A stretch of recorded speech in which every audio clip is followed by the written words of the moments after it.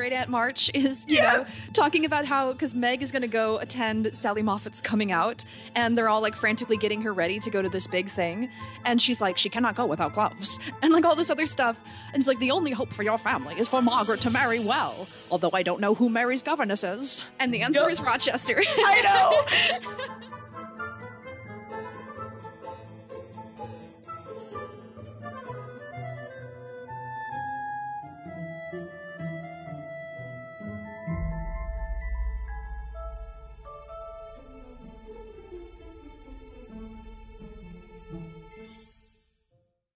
Lillian, hello. How are you today? I am so good. I'm so excited to talk about today's movies. Yes. I cannot wait. You texted me and we're talking about how excited you are to talk about the 94, which I know is a really important movie to you. Mm-hmm. And I genuinely buckle up, guys. It's going to be a long one. I think it's going to be a good one, but I'm so excited to talk to you about today's movies.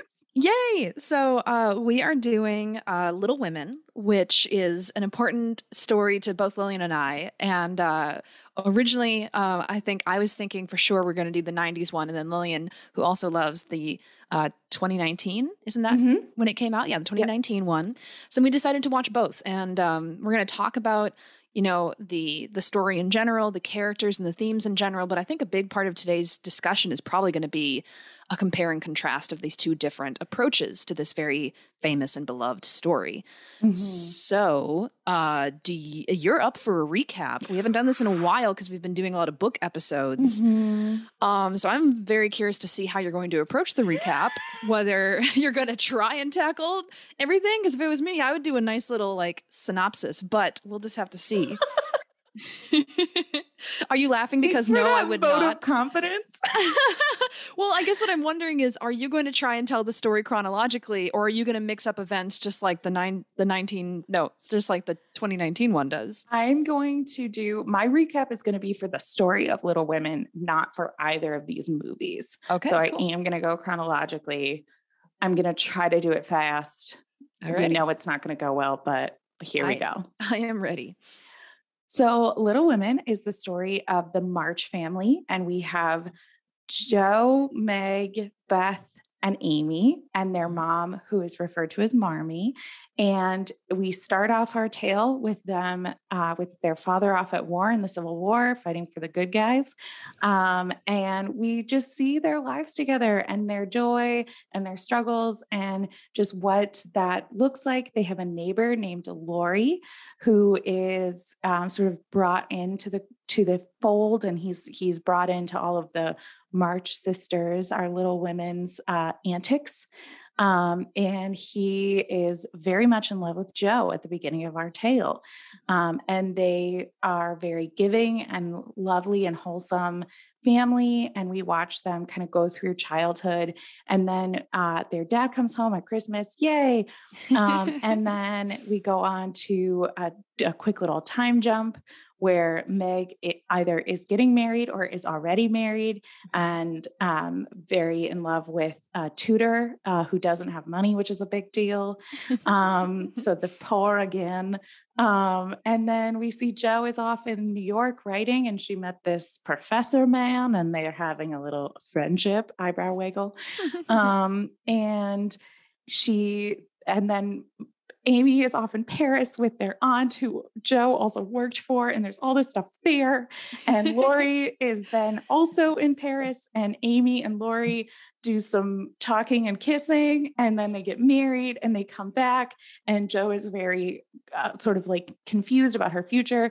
Also, Beth was really sick when they were kids, and then Beth does die when they're older. So that's like, just get ready to cry. And when Amy comes back there, Jo's really surprised, but then her German boyfriend comes and visits, and she is in love with him, and they kiss and stuff. What a terrible recap of women. of Women, The History of Women by Lillian Cotter. Oh my God. I bet it two- was that and long, huh? 2 minutes, 7 seconds. Oh my God. I just gave up at the end. But you hit all the big points. So yeah, you did a good job Almost with that. forgot Beth's death. Yeah, like one of the most like emotional, traumatic things. I'm kind of wondering, I'm interested how we're going to approach talking about this. If we're going to talk about maybe characters first, that might be the easiest thing. Yeah. Versus comparing the different versions. And I kind of want to compare how the different versions approached the characters. Like that's sort of what I was thinking. I think there's a lot of different plot points, but I really feel like that's when I think about the differences in watching these two films, it's how they approached this story. But it is Little Women in general is a character study. Like it's all about these characters. And there's absolutely like plot points, but it's all in service of these characters, which those are my favorite kinds of stories. I love a character driven story. And I think I want your little first impressions of both of these stories so we can level set for our listeners. Absolutely. Because I know a little bit about what you think of these movies, but I really want to kind of set that out for our listeners.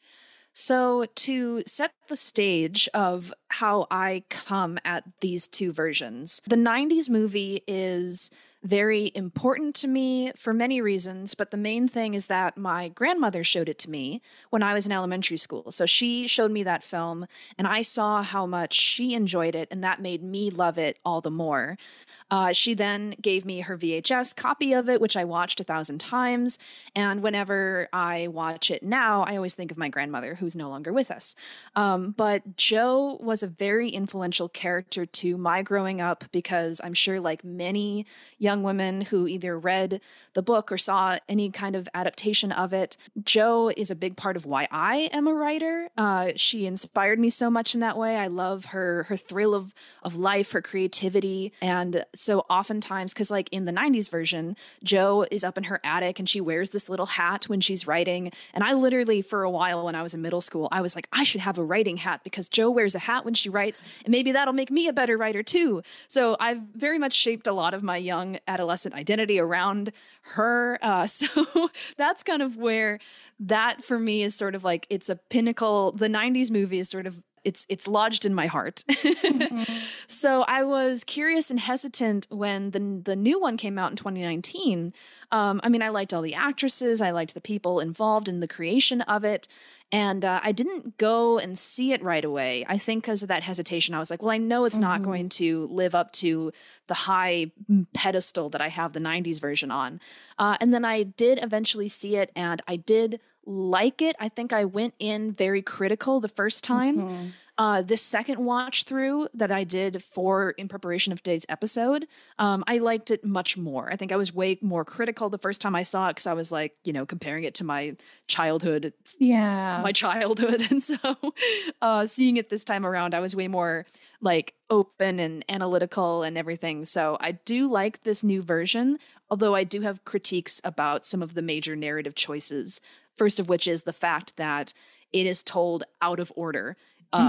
Where I think it's very crucial for the story personally to be told chronologically. So the fact that the 2019 version swaps stuff around as far as like what's happening when we see them in the timeline, that's a choice that I'm not crazy about, but everything else I love.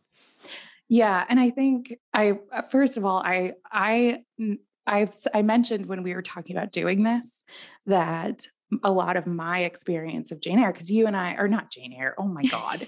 Little Women. You and I talked about this last time, but for our listeners who don't know, Piper and I have been friends since we were 12 years old. So my first experience of Little Women was watching it on VHS with you. Yay. So I've always associated this with you in my head. And like, I did not have a really strong childhood memory of Little Women in the 94 version. And in watching these two back to back, it had been the first time in a while that I'd watched the 94 version. And I chose to watch that one first because I know I love the 2019 one. And I knew they were really different. And in watching it, I think what I love so much about both of these movies is, first of all, Little Women is a fantastic story. And I Yeah, referenced that a little bit in that character study thing that I mentioned.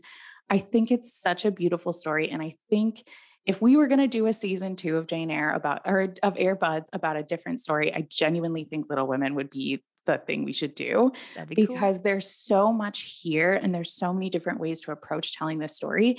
And I think the difference that I felt in watching these two back to back is I think they're really different. And I think they just choose to tell this story in a different way and to Hmm. approach things really differently. Hmm. But I love them both.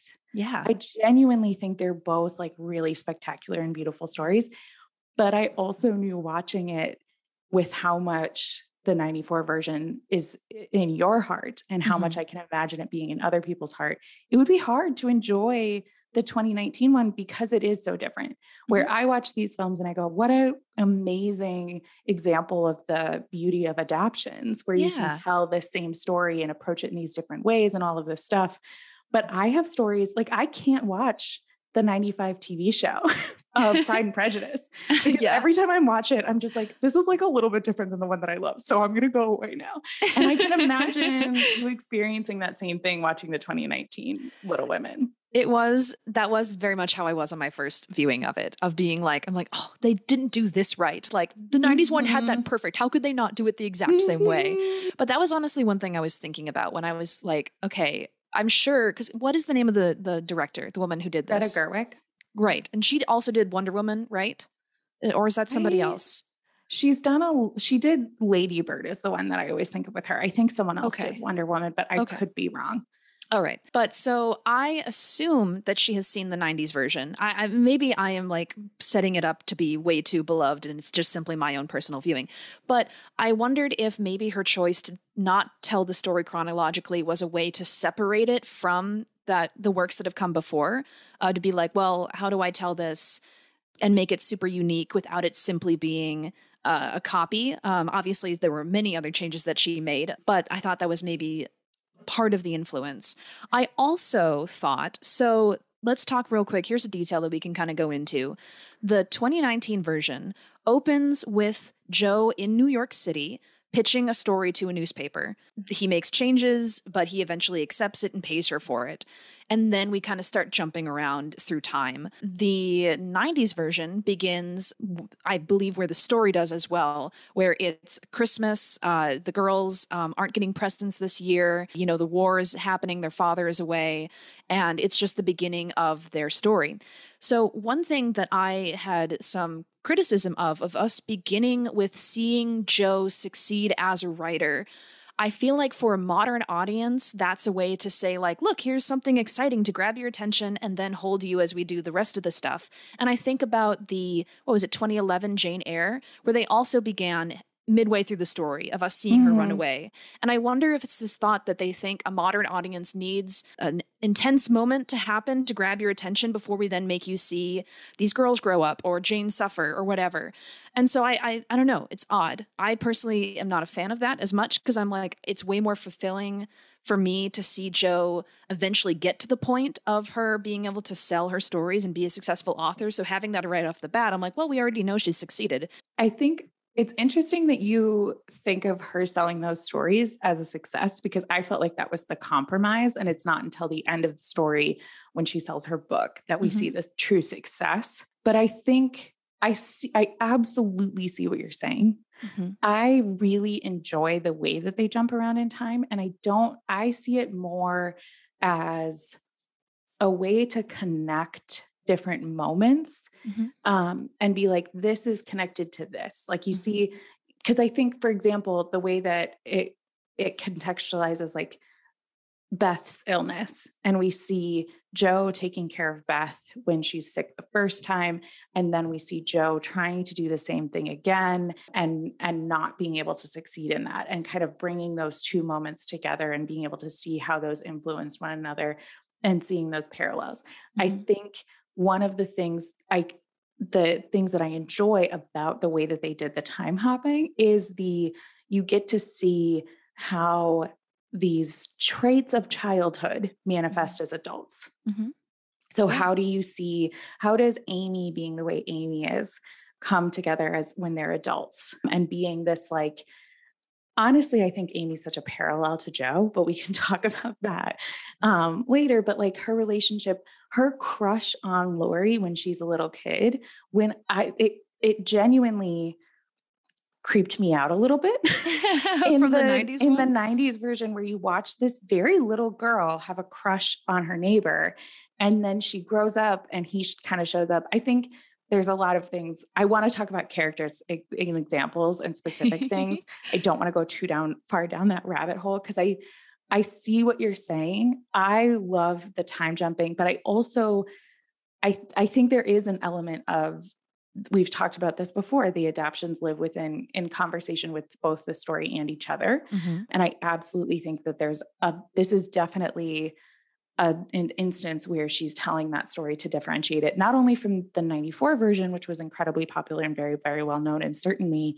the version that people are thinking of in 2019 when they find out there's a new version coming out. Mm-hmm. But there's also not nearly as many as Jane Eyre, because Jane Eyre is like just wild how many Jane Eyres there are. But there are a huge number of adaptations of Little Women. Yeah. Mm-hmm. So I think I see what you're saying. I understand how that would be, how you do lose things in that, but I think you gain a lot of things as well. And that's what I was kind of saying with there's advantages and there's totally cool way to tell these two different stories. I agree. And again, this is all a matter of personal preference. I think I see nothing wrong with the choice to tell it not chronologically. I have my own personal critiques, but that's again just a personal preference thing. I do agree what you say about the past and the present, like comparing each other and having those parallels. I think the most powerful moment for that in the 2019 version is when they save the scene of Beth first getting a scarlet fever and being sick for later in the movie, because then we have the scene where Joe falls asleep and wakes up and sees the bed empty, runs downstairs, and because Marmee has come home to help Beth get better, we then see Beth sitting at the breakfast table, and it's this great relief. But then we get the instant parallel of Joe having come home because the scarlet fever has, weakened her heart and she's on her deathbed. And when she wakes up in the morning, she comes downstairs and Marmee is crying because Beth has passed away, which, by the way, that's a powerful moment in itself and it's beautiful. It's nothing, in my opinion, compared to the powerful scene in the 90s version when Beth dies. That's the scene where I break down every time. And if I can get a little emotional here, what kills me about it, apart from it being a beautiful acting moment and just beautiful cinematography and storytelling, there's the scene where after Joe and Beth are talking in Beth's sick bed, and then Joe, starts to cry and she hears the storm kind of raging against the window. So she gets up, goes to the window, closes the sill, and for a moment just kind of stands there and watches the storm rage. And when she turns around, Beth has died. And what kills me is when I watched it with my grandmother, she told me, she's like, I've always interpreted that scene as Beth's soul leaving, out through the window in that big gust of wind. And so that hit me hard, my grandmother telling me that. And so personal connections to these things, I think that scene is so crucial and so an interesting choice not to include the death scene specifically in the 2019 version. Yeah. And I think I'm going to say something now that you can leave in or cut out depending on what you want to do. But I think that that's such a beautiful thing to hear that story about your grandmother, because I know that you and I have enjoyed a lot of movies and literature and romances and just talking about these things. And something that since we were little kids, I have always appreciated about you in these conversations is your ability to see those metaphors more clearly than I ever was sort of naturally without somebody kind of pointing it out or without putting on that lens. Anytime you and I talk about any sort of media, you always have this ability to kind of see those moments in a way that I sometimes miss. And knowing that your grandma watched this movie that's so full of metaphor with you and pointed that out, I can just see that in the way you approach all of these stories that we watch together. Oh, and I just think that's so beautiful and it's making me cry. Oh, I really appreciate that, Lillian. And I agree.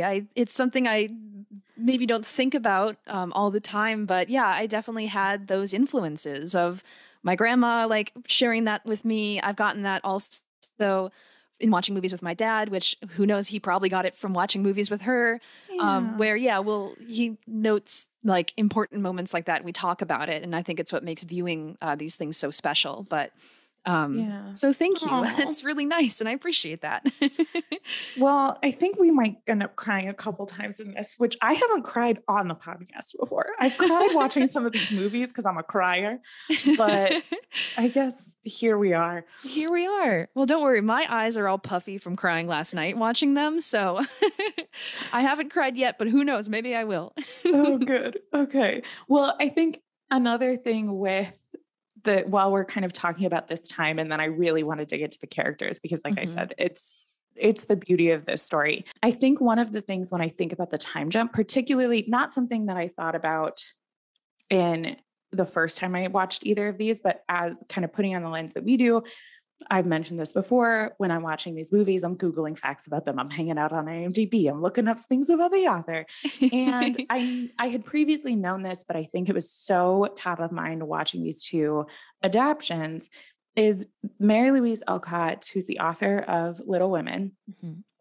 wrote these in 2 volumes. Mhm. So the first one came out about a year prior to the second one. The first one goes from that initial moment of we're seeing these children play together, they're building this relationship with Lori, all of that stuff that happens in childhood. It starts on a Christmas, it ends on a Christmas, the Mhm. Christmas when their father comes home. And then it goes through that like second wave of adulthood and all of this stuff. And so in so many ways, you can see the arcs of 2 Yeah. stories in this. Mhm. And that's what I see Greta Gerwig doing by bringing these 2 stories and sort of overlapping them, is Mhm. you still feel that arc in both of them, and Mhm. they just start in these different places Yeah. with Joe off in New York, and we see, and that's where you can kind of see some of those parallels and bring that stuff in. But I also think that there's obviously a huge amount of value in seeing that story linearly and Mhm. watching those characters grow in that order. And I think it services some characters more than others, Yes. which Yeah. is what I'm really excited to talk about as we dive into each of the characters. So which character do you want to talk about first, Lillian? I don't know if we want to talk about the least interesting characters first and then go build to Joe, or if we want to start with Joe. Let's start with Joe. Okay. What do you know, Joe?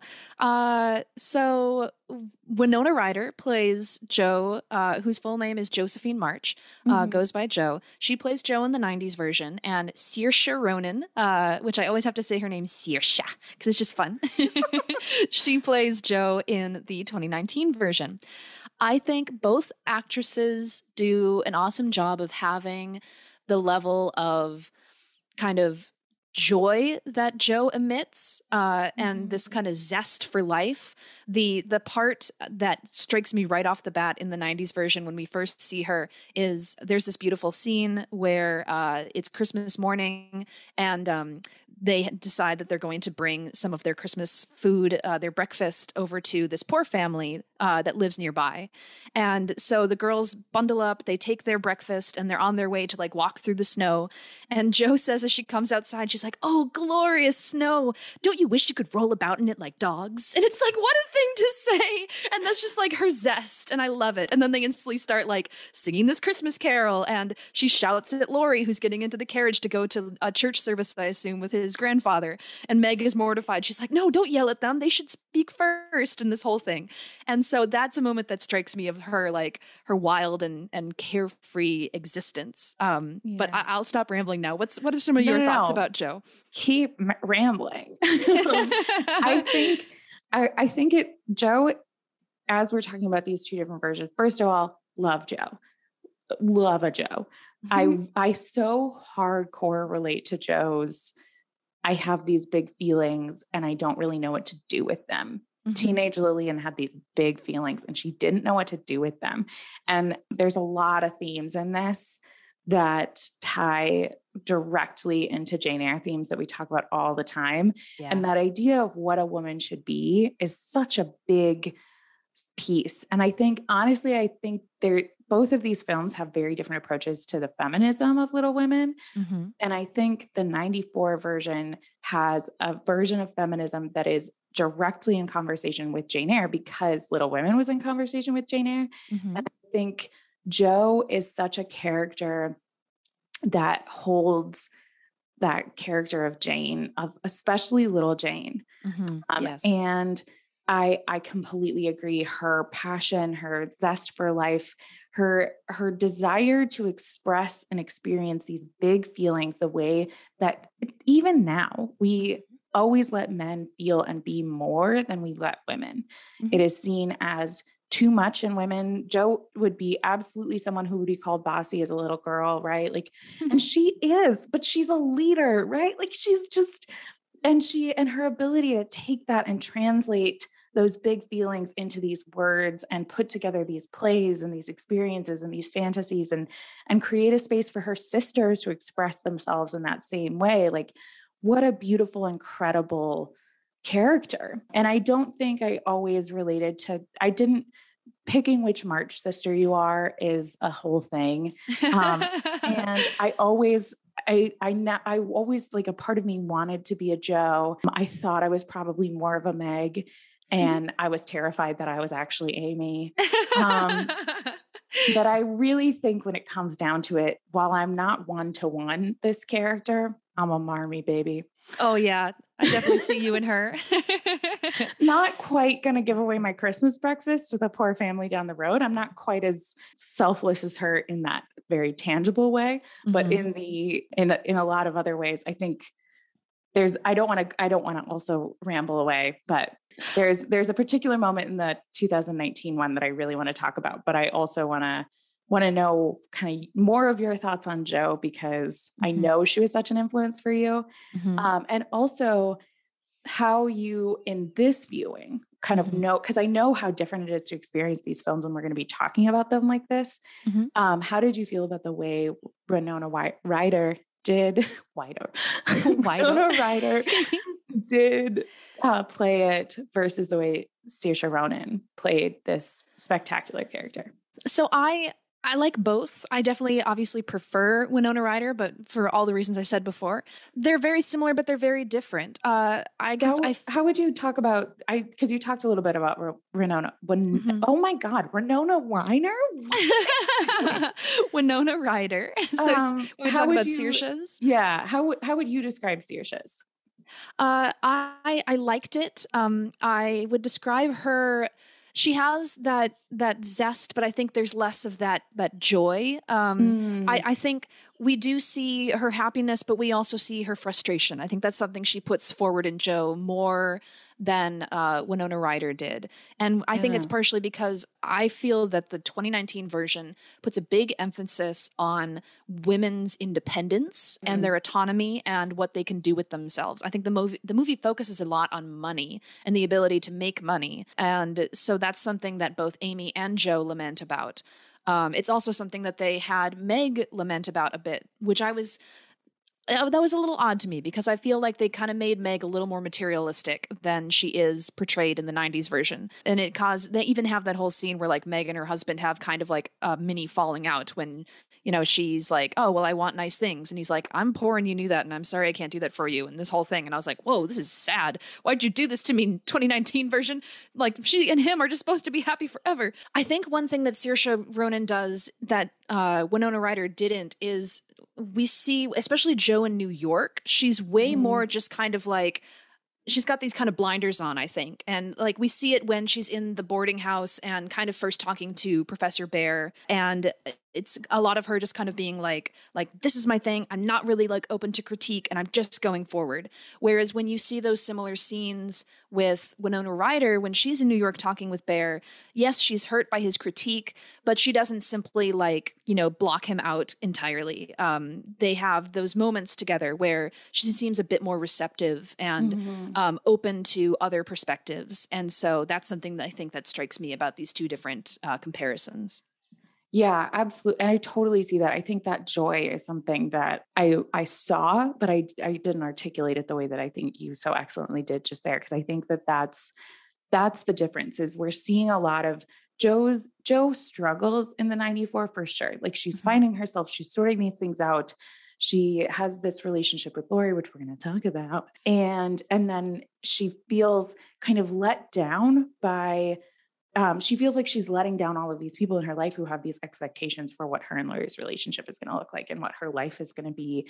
And she has these big dreams and she wants people to also support those.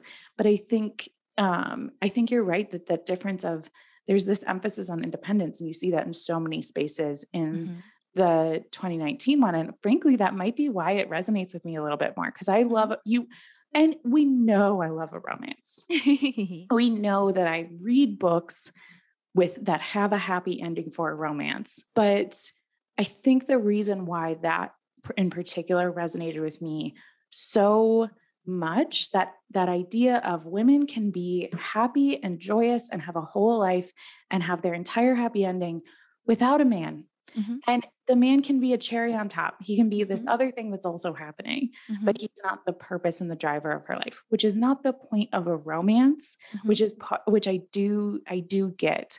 I think that's why Saoirse Ronan's sort of struggles with those big feelings and the swing of those feelings, and the resolution of that not being around a man really resonated for me. And as someone who, I've sort of alluded to this before when we've talked about crazy people, but I have struggled with big feelings in that I have struggled with my mental health. I have most likely, I don't really talk about my mental health in terms of a diagnosis, but probably the easiest one to describe it would probably be bipolar. So I have had those high highs and those low lows, and I see that in Joe. Yeah. And a big part of my personal journey has been struggling with the idea that still in 2022, there is a societal belief that you do not have a happy ending as a woman unless you have at a minimum a partner, but really honestly a man.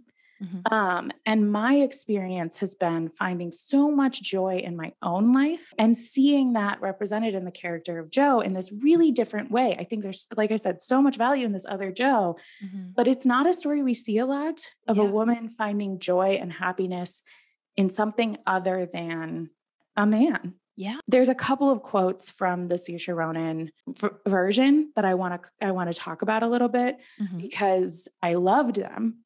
And they're sort of beautifully, one of them is from the book. And one of them is actually not from the book, but from a letter Mary Louise Alcott wrote to her mother. And so it's from the scene where Joe is talking about the idea that she doesn't understand how she can't be like calmer. She can't be this idea of womanhood. And Marmee talks about the fact that she's angry every day of her life, which she said that I burst into tears. Yeah. Because I am angry every day of my life. When Saoirse Ronan talks about the idea that she's gonna follow Marmee's example. Marmee says she spent 40 years figuring out how to be this calm, patient person. And Saoirse Ronan says, I'm going to do that. I'm going to figure out how to do that. I'm going to figure out how to be that, a feeling I can relate to very hard. Marmee responds with this line of, there are some natures too noble to curb and too lofty to bend. That is a line that Mary Louise Alcott wrote to her mother. Cute. In a letter. And Cute. I just find that unbelievably beautiful that was represented in this scene. Yeah. That this young girl who's 16 years old and struggling to control something that people have told her she needs to control. And her mom's response to that is, don't. Maybe you're too good to control those big feelings. There's a similar scene in the 90s version. It's right after Joe has refused Lori's proposal, and then she's crying in the attic with Beth, and then Amy comes in and tells her that Great Aunt March is going to Europe, and instead of taking Joe, Amy will be her companion who gets to go on this trip. We then see the scene where Joe is venting to Marmee, and she has a very similar kind of like big confession. And she's like, of course, Great Aunt March would take Amy over me. I'm clumsy and awkward and I always say the wrong thing. I throw away perfectly good marriage proposals. And she does this whole thing where she's like, I love our home, but I'm just so fitful and I can't stand being here. And she's like, I want to change, but I can't, and I just know I'm never going to fit in anywhere. And then Marmee does a similar speech. She doesn't have quite the same beautiful lines that was taken from this letter, but it's her being like, you have this passion and this energy, and maybe where you are now, maybe we're too small for you. You need to get out onto like the world and be in a big city, in a big place where your big personality can thrive and you can go and be this writer. And it's this beautiful like way of kind of encouraging her daughter and being like, don't change, don't stifle that passion. Go to a place where that passion is recognized and appreciated and can grow. And so I agree. It's a beautiful moment. And it's great that both versions have a kind of a way of saying that. Yeah, absolutely. And I think that that's such a beautiful thing in this story overall is we talk so often on this podcast about the idea of representing women with these diverse ideas of strength. And by having a lot of women, you can show a lot of different styles of strength. That I think Jo has this very yelly run right at you, just be this, her existence as this passionate woman is a rebellion. And she knows it, and she's out here and she's yelling about it, and she's rolling in the snow like dogs. We're so stoked for her for that. But I think there's a rebellion in Beth's unending kindness. And I think there's a rebellion in Amy's lots of things, but I want to talk about that when we talk about Amy, because what a character who is played so differently in these two versions. And I think there's a huge amount of strength and rebellion in Marmee and the way that she approaches all of these different things. And I think the fact that she has created a space for her four daughters in a world where they want them to fit into this one particular mold. And Marmee goes, no, because I think Marmee 90% fits in that mold.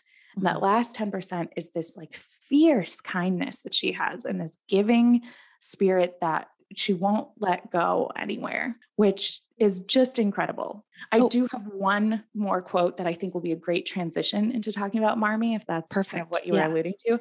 This is a speech that I thought there's a similar kind of parallel in the 94, but I didn't write it down in the 94. I wrote it down in the 2019. I might have it memorized. Who knows? Go for it. Well, I know. But this is a quote from Little Women. I did double check that with all my quotes. So this is from the book, and it is in the 2019 version. I actually think they placed it in a different spot, but it's in the moment when Beth has just died. Jo is feeling very restless. She doesn't know what's going on. She's considering basically taking back her no from several years earlier with Laurie.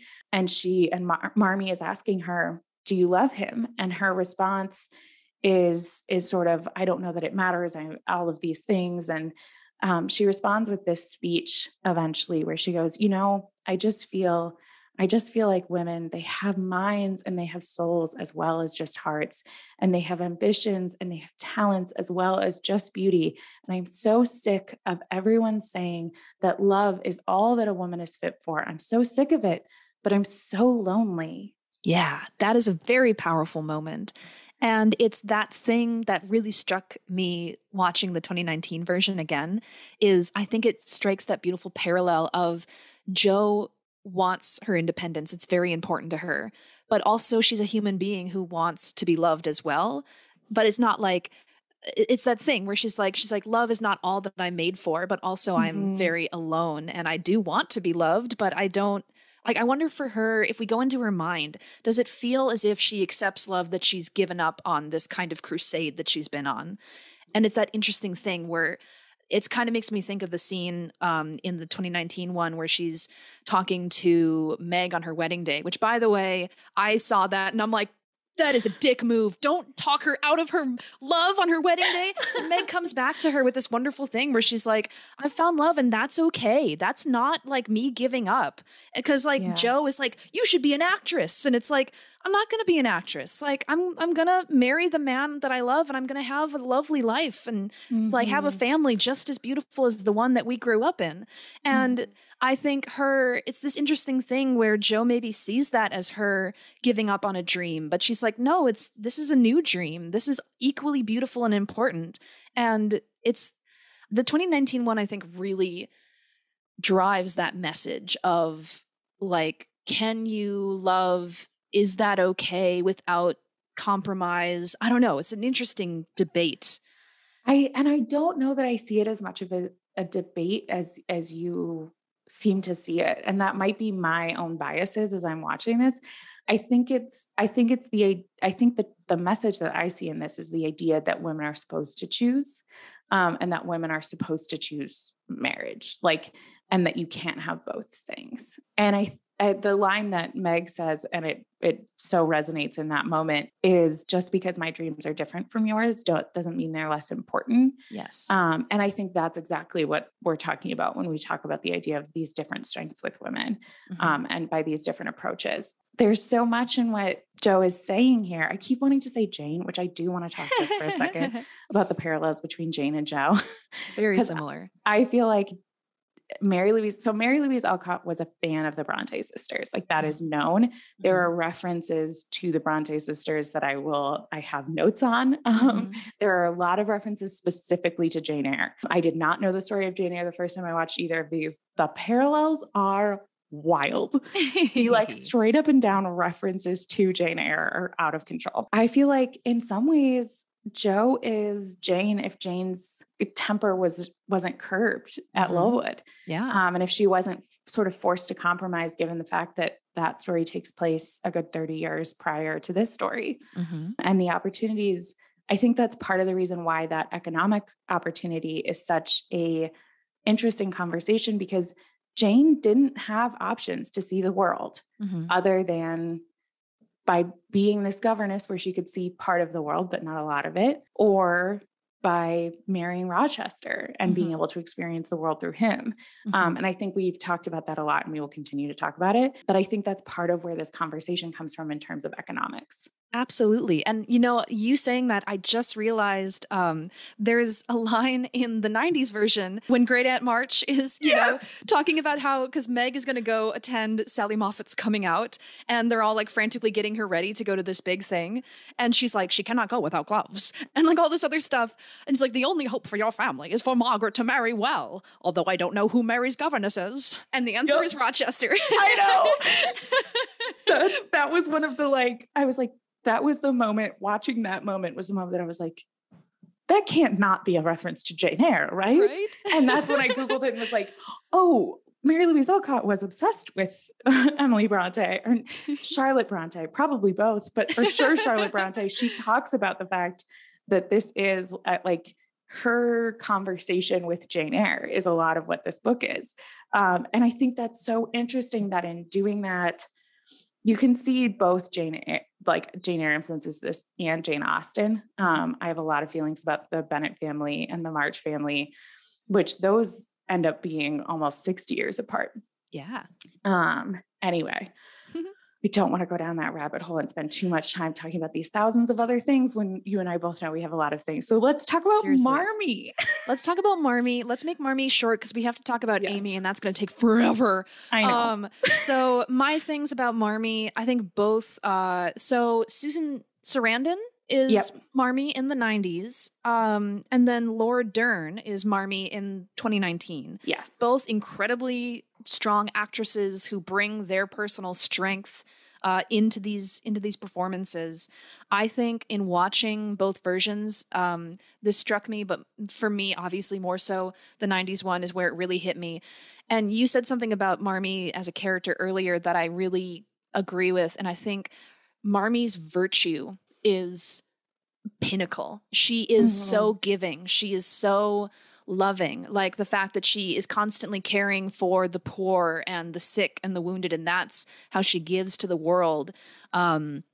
And it's interesting, there's a line in the 90s one when Jo is again like talking about how she is like has this anger and this passion in her that she's trying to stifle. And she's talking with Beth and she says, I can't be good like Marmee. I rather be like father and go to war. I crave violence. Stand up. She says, I want to stand up to the lions of injustice. And Beth comes back with her saying, that's what Marmee does in her own way, which is very true. We see like scenes where after in the 90s version, after Amy is struck by her teacher, Marmee is going to write a letter to this man. And Joe at first is like, a letter, that'll show him. Like, what are you going to do with that? But it does have this power.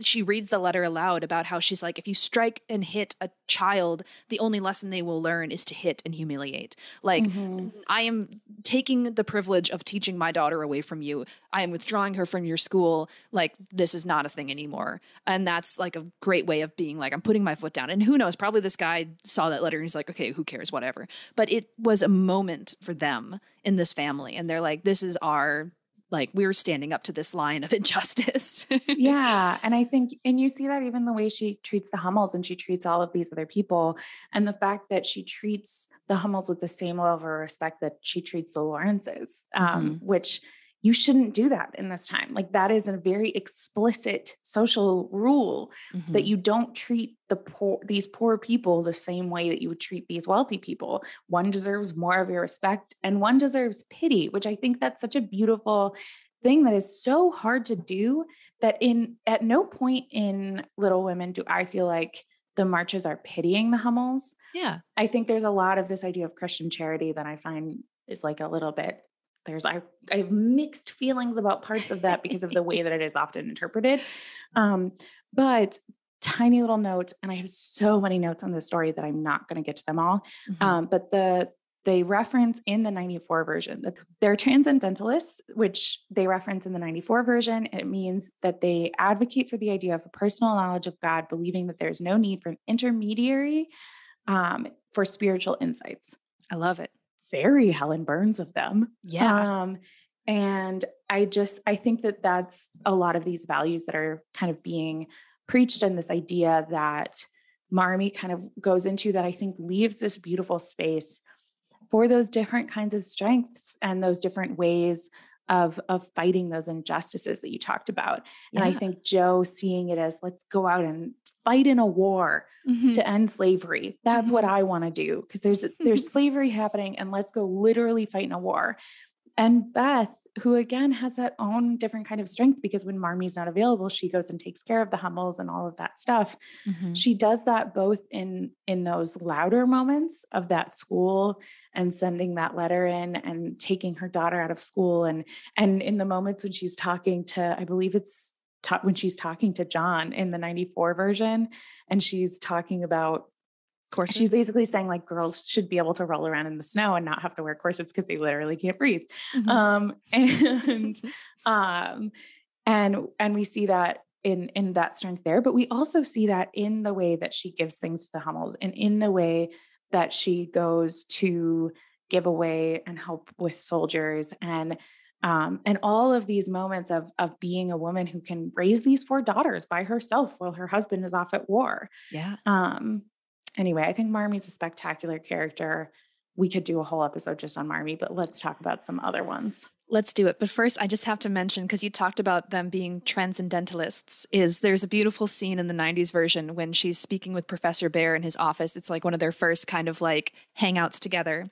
And she asks him if he knows what that word means. And he's like, yes, this is the root of German romantic philosophy. And they're going on about it. And she's like, well, with all this transcendence, there's much emphasis on perfecting oneself. And he looks at her with this little smile and he's like, this troubles you? And she goes, I'm hopelessly flawed, in the most like charming way that only Winona Ryder can. And they have this cute moment where they share this poetry together. And then he looks at her and he's like, I believe we are all hopelessly flawed. And it's so cute. And it's the way they connect in that movie that I love so much. Okay. I really, if you're okay with our next character being Professor Bear, I really want to talk about that. Let's do it. Okay. I did not get it the first time I watched both of these movies. I literally wrote down halfway through my notes of the second kind of half of the 94, I wrote down, I get it, Piper. I get it. Yay. I do get it. Because we talk about those parallels between Joe and Jane. You're going to talk about some parallels between, this is why we need palate cleansers for this podcast. Because I genuinely, after their little happy ending moment, I went, Joe, totally happy for you. Do just double check that he doesn't have a wife locked up somewhere. I think, Um, 'cause I like that comparison that you make, because I was honestly just thinking too, that scene where they're bonding over this poetry, it's so much like what we see with Jane and Rochester, where it's like, your heart understood mine. That's a line that he mhm, says when he's interpreting the opera that they said. But it's the same thing there of these are two like-minded people. I think in the 90s version especially, Joe finding Professor Bear in New York City, he is her harbor in a storm. He is mhm, her something that reminds her of her family, of the, the books that she grew up with, of the philosophies she grew up with. Here is a person who is providing companionship, a support, kindness, and I think it means everything to her, where she is being this bold, brave lady going off to New York to be a mhm. writer by herself, but she's still a person who is lonely, as Saoirse says. And so she Mhm. finds comfort in that. And I love that for her. Absolutely. And I think this is one case where the 94 version friggin' nailed it. I love the love story there. I think it's wonderful. And I think in servicing these other plot lines and these other stories, the 2019 drops a lot of the beauty of that relationship, which Mhm. is, I feel, intentional. Yes. But I do, that's kind of the only note in comparing the two. And then I just really want, let's just talk about, oh, what a cutie. Cause I think that the parallels between Rochester and Professor Bear, they don't have a lot of the things that you would think are similar, right? Like he's not like super wealthy. He's not, he doesn't have some super high social status relative to her. They have a different social status simply by um, being in a totally different life circumstances. Mhm. But he treats her like an intellectual equal, and he's a professor. Yeah. So he, by walking in and being like, you are an intellectual equal to mine, you deserve to be treated like that, you deserve to have all of those same things. That's the Mhm. same kind of treatment that Rochester gives Jane that we Yeah. love. There's Yeah. moments that he doesn't do that, but Professor Bear is such a wonderful example of that idea of what we're really looking for, or at least what I'm looking for, and what I think you have found with your fiance, is somebody who sees you as an equal and as a partner in all of these ways that are so far beyond that surface level. Yeah. And I think that that's what that conversation means. And I think that that's they're doing different things with the characters in 2019 and with 94, because your conversation around she reacts very negatively to his feedback. I think that's a different character choice that's feeding Joe's character, Yeah. where I think the way that he approaches her by being like, I don't need to tell you what to do, but I also am happy to share the knowledge that I have if Mhm. that is something that you're interested in, which is Yeah. beautiful.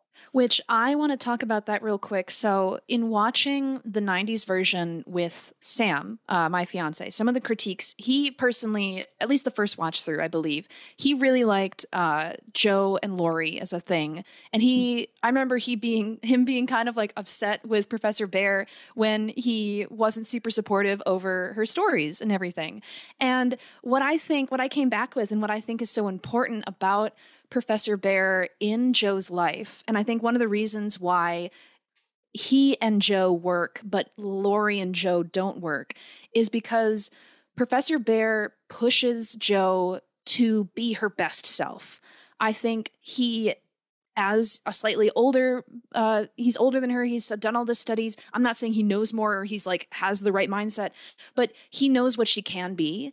And I think he sees her talent. It's something that's talked about in the 2019 version, where he's like, "You've got all this talent, but you're just kind of settling. You're Mhm. giving into simply what this publisher wants, not actually like tapping into your full potential." And that's what is so important about Professor Bear for Joe's growth. Is he's like, "I see all this talent in you, and I know that you can do that." And then, of course, later she does, which is fueled partially by his encouragement, but also partially by, her handling her grief when her sister dies. And it's how Mhm. she processes that. And it's what, through that pure personal connection and emotion that she puts into a work of writing that is nonfiction for her, that's where she finds her great talent, where her entire life she's been writing these epic fictional dramas that are like so beyond anything she's ever experienced. And there's this great line in the 90s version when they're having their little Pickwick Society of the little writers up in the attic. And Beth has written a recipe for their newspaper. And she's like, oh dear, I never know what to write. And Joe says, the first rule of writing is never write what you know, which is the opposite of what it is. They always say, they're like, write what you know. That's how you like get good stuff on the page. And she's like completely reversed to that. And it takes her whole life to finally do the opposite, write what she knows, and then she creates this unbelievable work of art. Rant over. No, and I think I'm curious. So this is something that I have heard before. And since you know more about this than I do, I'm very curious what you think about this. I think of the way that Jo starts writing, because I completely agree. The role that Professor Bear plays in her life, in terms of like developing her writing and all of those things, is very much taking her from this place of writing essentially mirrors of what she sees sell, what she sees people are interested in, what kind of grabs her attention, what already exists. Mm-hmm. So she's mirroring what already exists. And it's a way of like learning how to write, learning how to tell a story. You write something that's actually very similar to what you've seen before. And I think that the thing that clicks in my mind for that is it feels very similar to the idea of like writing fan fiction. Yeah. You're taking some of these characters that are already developed and some of these tropes that are already there, and you're taking all of these pieces and you're putting them together in a way that works for you. Mm-hmm. And that's a great way to learn about writing and to develop those skills before going on to write a story that's really uniquely yours. And that's what I kind of see there. But I also know you know a lot more about fan fiction than me, so I'm curious. Lillian, you hit the nail exactly on the head. That is personally how I feel about fan fiction. It's wonderful on its own, but I also personally use it myself as, yes, a way to kind of refine my writing. You know, you start with what you like, what you know, you work on that, and then eventually, yes, you write your own thing. That's how I personally, my writing journey has gone as well. But it's the same thing with any kind of art form, I think. So like when I started drawing, I would mostly just kind of try and copy like Disney stuff, because that's what I really liked. And then my personal style kind of grew out of that. It still has a lot of Disney influence, but it's also something rather different now. And when I like talk to like kids or people who want to start like doing art that they haven't done it before, I'm like, just start drawing what you like. And then from there you can kind of, you know, evolve. But it's that principle, and very, very wise and insightful of you, Lillian, to thank you hone in on that. Oh, thank God I was here. I think, yeah. And I just really see the idea of Jo's stories and some of the ways that she writes as this is the way she knows how to express that passion and those big feelings, is through this, like, and it's similar to what we talked about with Beth's reference of like, she sees it through this violence. She sees her kind of tumultuous feelings as the only way to express that is through this violence. And by instead telling this quieter story that reflects that same level of passion, that same level of feeling. But instead in a space where we sort of as a society have gone, well, that's just a quiet, safe space of women. And in those quiet, safe spaces of women, you can't have this loud, boisterous power. That's something that exists in these fantasies with pirates and swords and all that stuff. So even though it's such a different thing she's writing by the end, when she's writing what she knows, she's able to carry those themes through and represent that theme in a way that is wholly new, which is what Mary Louise Alcott did. Right. Not Mary Louise, it's Louise May. Have I said that wrong more than once? I don't know, but let's keep going with confidence. It's all going in. And if I have said it wrong more than once, just know that my brain does that all the time. And I'm dyslexic. And if you make fun of me, that's actually ableism of you. It's bullying. It is bullying. And I'm going to call the police about it. I think I have a good way of transitioning us into talking about Amy, because Amy is also a creator and a artist. She so Jo writes, Amy paints. And it's, we see in both versions, you know, she goes to Europe to refine her artistic abilities, and all kinds of things happen. And she eventually decides to come home and kind of give that up. Not that she's going to stop painting, but she's like, I've reached a limit. I'm, you know, in it in the 90s version, it's Laurie who says, because he plays piano, he does music, that's his thing. He's like, my compositions are like your paintings, amateur copies of another man's genius. And he's being drunk and spiteful at the time, so he's being a big dick. But then in the 2019 version, there's a scene where Laurie comes to speak with Amy in her workshop, and she has herself decided, she's like, I've given up, I've hit a wall, like I'm just copying other people and I'm not making anything new that I love. And again, it's similar to Joe. She needs to find her passion. She needs to stop simply, like doing the same old thing, and needs to make something of her own. But anyway, let's talk about Amy. Oh my God, let's talk about Amy. I love her. Okay, this is one point where I don't want to fight you because I love you so much. The 2019 version fucking killed it. Mm-hmm. And the 94 version, I think so let's quick who the actors are. Kristen Dunst plays young Amy. Mm-hmm. They have a different actress play her when she's older. That's Samantha Mathis. You know Kristen Dunst from being Kristen Dunst. Samantha Mathis was also in Law and Order SVU for 17 years. So if you don't know her, that's because that's what she's been up to. And then Florence Pugh, goddess, she's been in Midsummer and Black Widow since then. Mm-hmm. But she plays Amy both young and old, which I think was critical with the time jumps. Mm-hmm. So Amy is supposed to be 12 at the beginning of the story and essentially like 17, 18. Yeah. In the later half of the story. Florence Pugh is 23. I think they aged, or was 23 in the filming. Mm-hmm. I think they aged up young Florence, like young Amy. I think she's supposed to be more of a teenager. At least that's how I interpreted it. Yeah. But what a spectacular actress to play both this very mature version. And while she looks physically the same, they dressed her costumes really differently and gave her a lot of that. She acts like this little kid. Mm-hmm. Anyway, I want to hear your base thoughts on Amy. I think that if you just saw the 2019 version all by itself, I like the decision to give Amy more character. She had a much bigger role in the 2019 version. I think in the 90s version, they're focusing on Jo. She is our protagonist. I think it's rather split somewhat in the 2019 version. So there are pros and cons to this choice, right? Yep.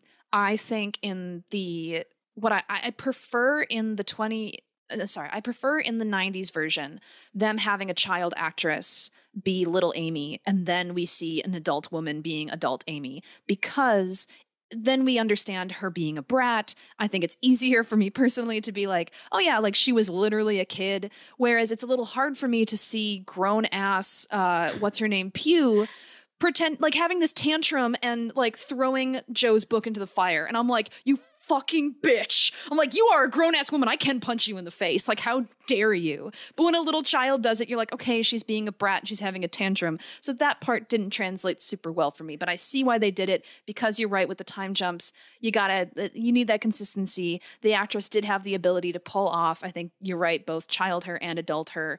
It's just like it was just those moments when she's sitting in a schoolhouse surrounded by actual tweens. And I'm like, that's an adult sitting with those kids.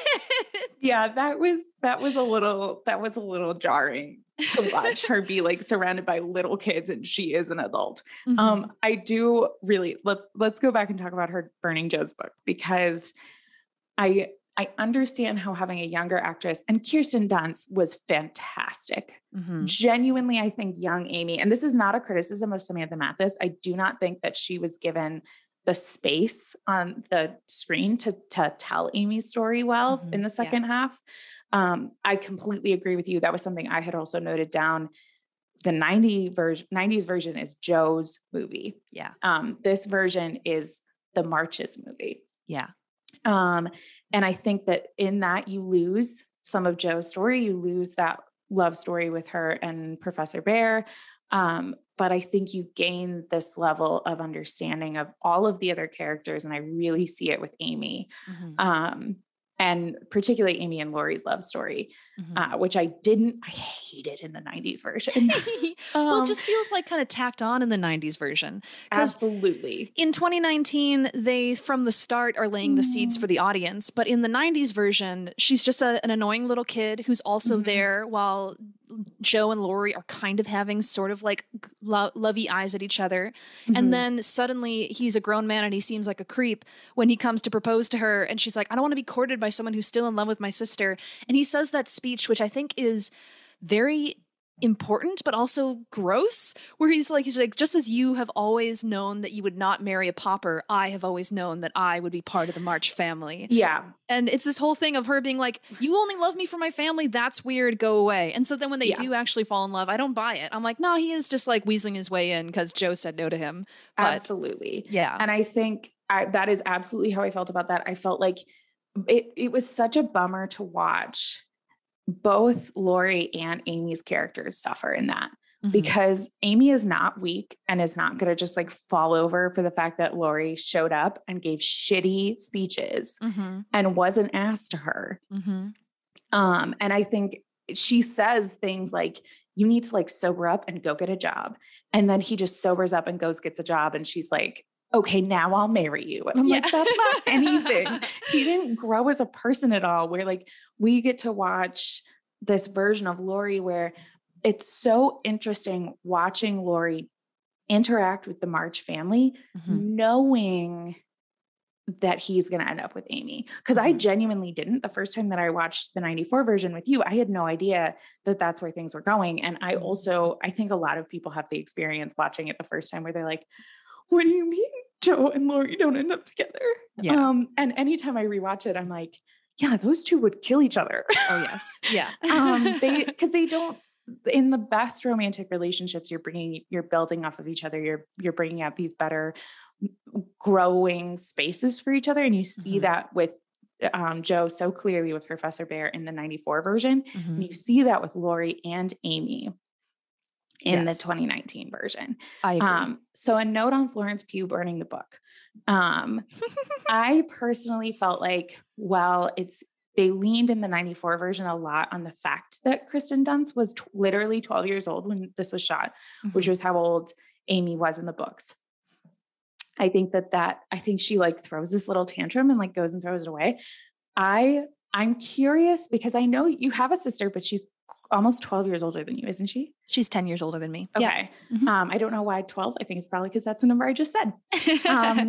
But there's a sibling, the way they portray the sibling rage in the 2019 version, I related to. I have the fact that Amy says in that version, I wanted to hurt you. That is a very specific sibling thing. I have wanted to hurt my brothers before. And how I learned that actually sucks afterwards when I was a little kid is by doing things that I knew would hurt them. Yeah. So the level of Kristen Dunst, when she gets left and they're going off to the thing, she is upset, but she genuinely is like throwing a tantrum. Joe is mean to Amy before she leaves. In the 2019 version, she is like mocking her for wanting to go to this thing. She's belittling her. She's doing all these things. And when she leaves and Florence Pugh says, you'll regret this, Joe March. I know she says it in both versions. I'm like, oh God, she's going to go do something. Where I did not see it coming in the 94 version that she was going to burn that manuscript. Definitely did in the 2019 version. Oh yeah. And then the level of regret that Florence Pugh is able to portray in that second moment as well, I think is really, really, really well done. Yeah.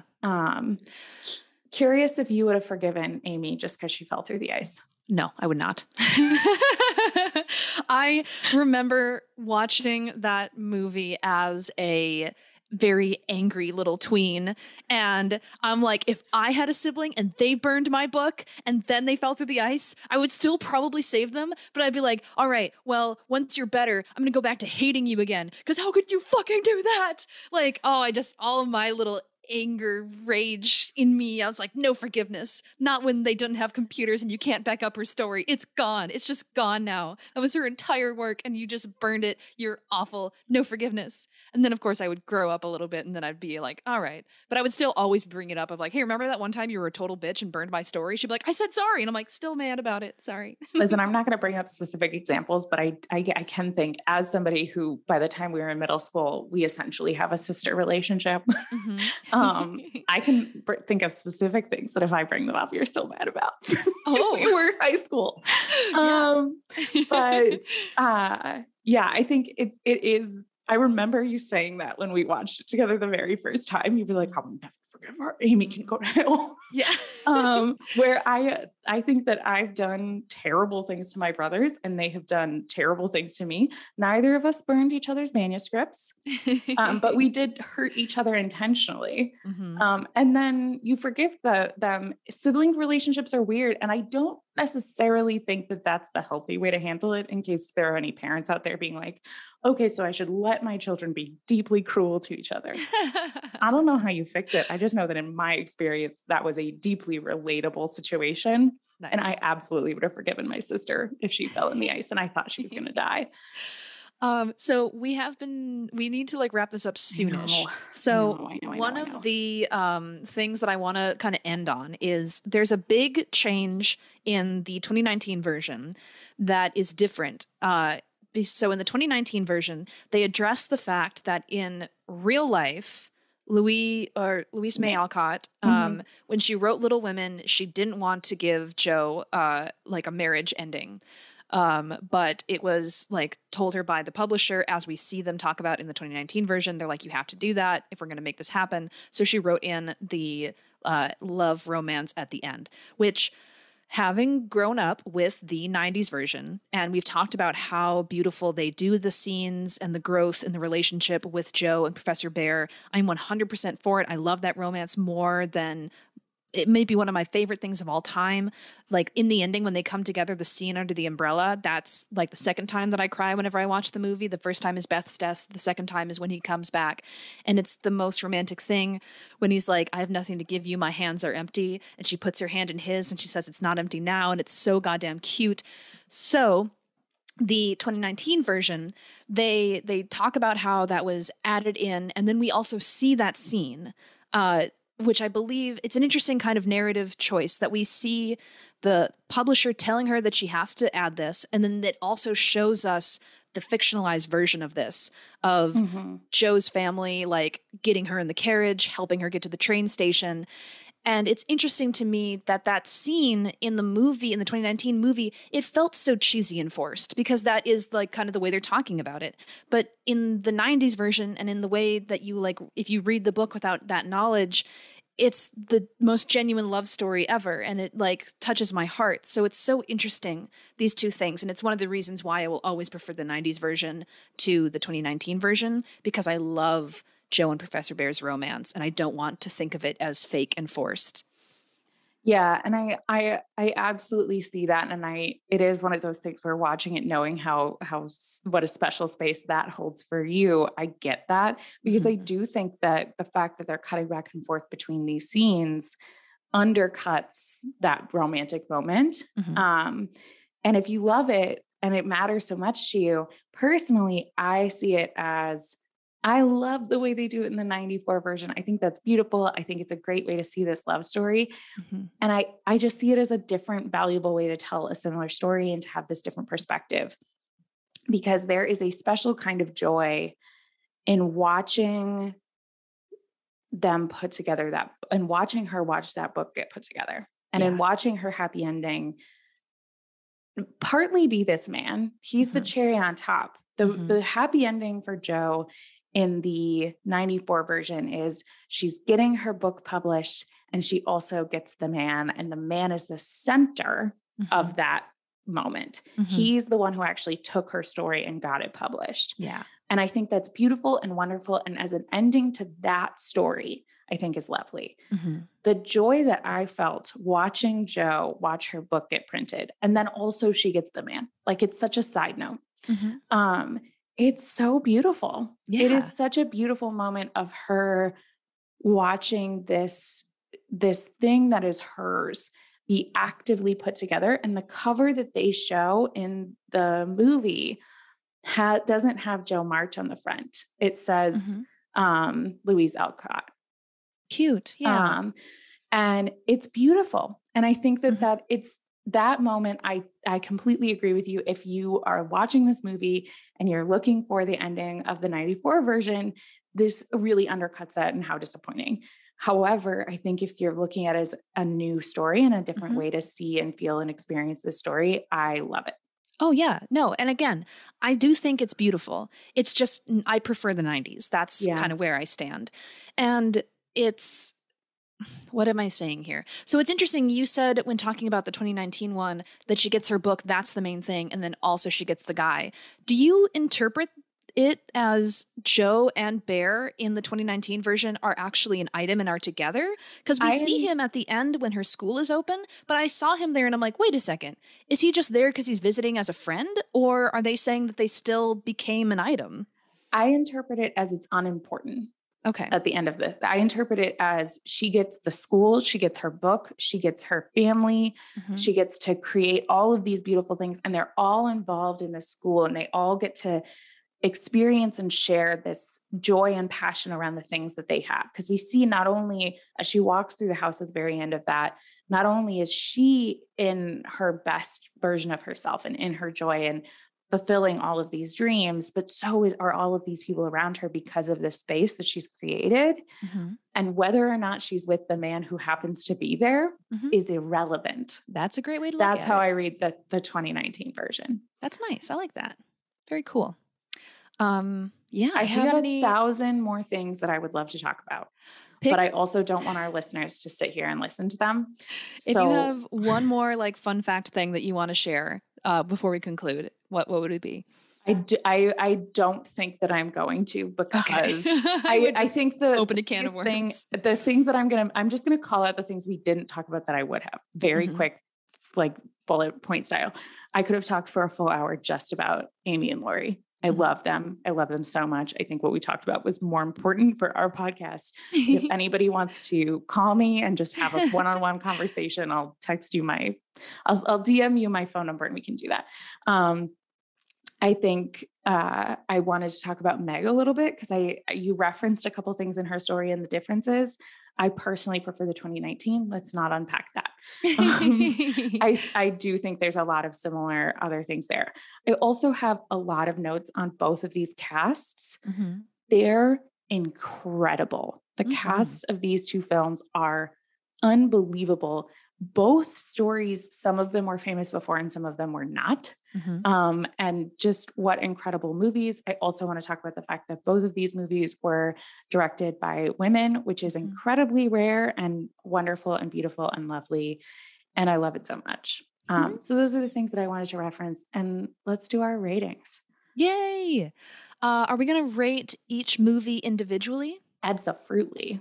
Absolutely. Okay. Well, I think I'm going to give the 90s version a 10 out of 10 books, and I'm going to give the 2019 version a 8 out of 10 books. Okay. Yeah. So I'm going to do basically the exact same thing, except I'm going to do 9 out of 10 Joes for the Nice. 94. And I'm going to do 10 out of 10 Amy's for the 2019. Cute. That's very fitting. And I will say the only thing that I rated higher than the 2019 Little Women is Pride and Prejudice, the 2005 Pride and Prejudice, which I gave 11 out of 10.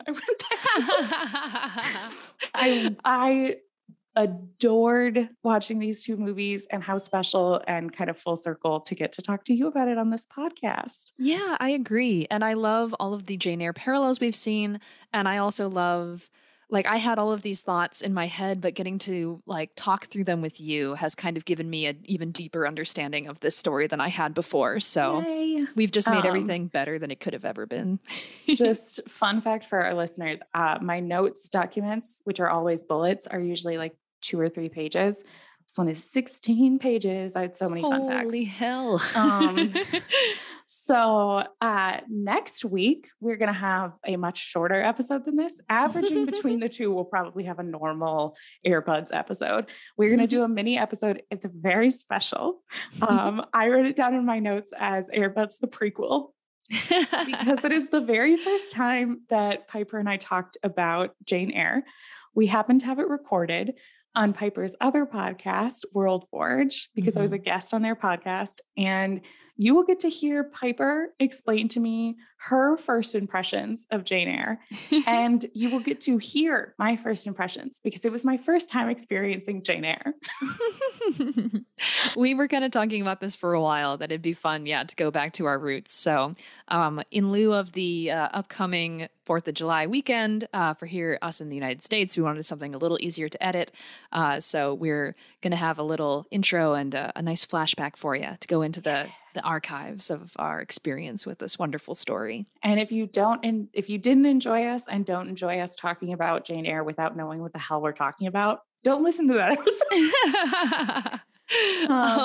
Next week, we'll be back with regular episodes, and we're going to be talking about the web series, the YouTube series of the autobiography of Jane Eyre. And we got some exciting stuff coming up with that. So feel free to skip the prequel if you can't handle it, but come back for the next one because we got exciting stuff happening. Absolutely.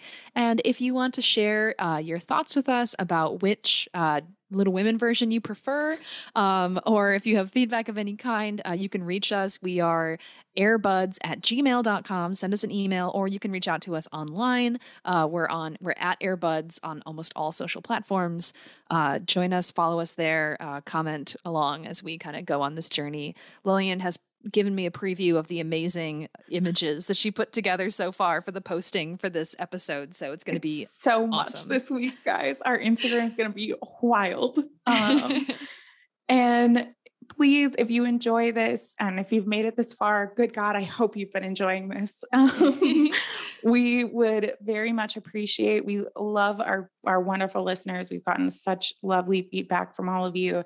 And we would love it if you would have a few seconds and could give us a rating, or even writing a full review is very helpful as well on whatever platform you're listening to us on. And if you could share it with a friend or a family member that you think would enjoy it, because the people who love Jane Eyre go find each other. And maybe you have somebody that loves Little Women and this can be their way in. Yeah. We'd love your support. We love you guys listening, and we will see you next week. But until then, happy Jane Eyre reading and watching. Happy Little Women reading and watching. We love you guys. Bye. Bye.